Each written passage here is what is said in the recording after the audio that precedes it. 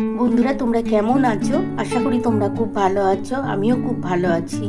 আজকে তোমাদের আমি অনুষ্ঠান বাড়ির মতন ফুলকপি আলু রসা বা কষা করে দেখাচ্ছি। তোমরা দেখতেই পাবে আমি কিভাবে করছি। এটা একটা নতুনত্ব রেসিপি করছি বন্ধুরা, দেখো কেমন লাগছে। আর আমি এটা করার জন্যে কি নিয়েছি দেখো, ফুলকপি নিয়েছি, আলু নিয়েছি, আদা আছে, কাঁচা লঙ্কা আছে, টমেটো আছে, কাজু বাদাম আছে, আর আমি গোটা জিরে দিচ্ছি। গোটা জিরে দেবো বন্ধুরা। এই যে গোটা জিরেটা আমি নিয়ে নিয়েছি বন্ধুরা। আর মশলা কি বাটছি তোমরা দেখে নাও। আমি এই যে আদাটা দিয়ে দিচ্ছি,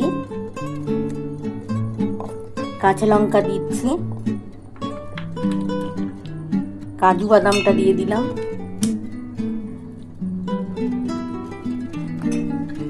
টমেটো দিচ্ছি,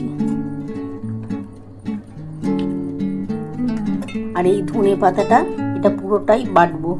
আমি সমস্ত মশলা কিন্তু একসাথে বেটে নিচ্ছি, তারপর আমি রেসিপিটা শুরু করবো বন্ধুরা।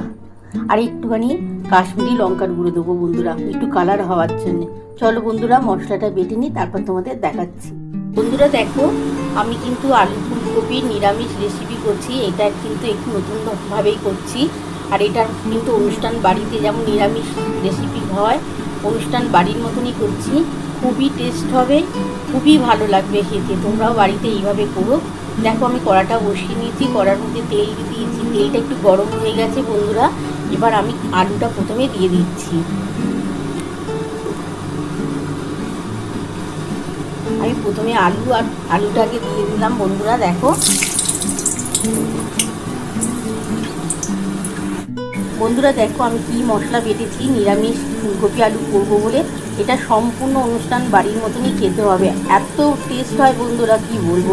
এটা কিন্তু তোমরা গরম ভাতের সাথে, রুটির সাথে, পরোটা, সবার সাথে, এমনকি লুচির সাথেও কিন্তু এই তরকারিটা দুর্দান্ত খেতে লাগবে। আর মশলা বেটেছি আদা, এটা কিন্তু সম্পূর্ণ নিরামিষ হচ্ছে। এটার মধ্যে আদা আছে, ধনে পাতা আছে, কাজু আছে, গোটা জিরে, কাঁচা লঙ্কা আর টমেটো আমি কিন্তু একসাথেই বেটে নিয়েছি। দেখো বন্ধুরা, আমার কিন্তু আলুটা কিন্তু লাল লাল করে ভাজা হয়ে গেছে। এবার আমি কিন্তু ফুলকপিটা দিয়ে দিচ্ছি।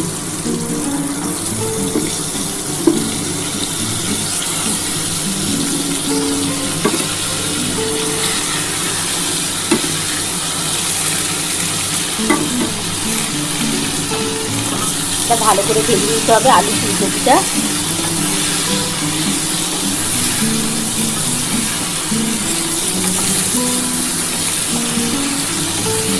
আমি 1 চামচ তো নুন দিয়েছি, আর 1 চামচ নুন দিতে লাগবে, কারণ আমার ফুলকপিটাও অনেকটা আছে, আলুর পরিমাণটাও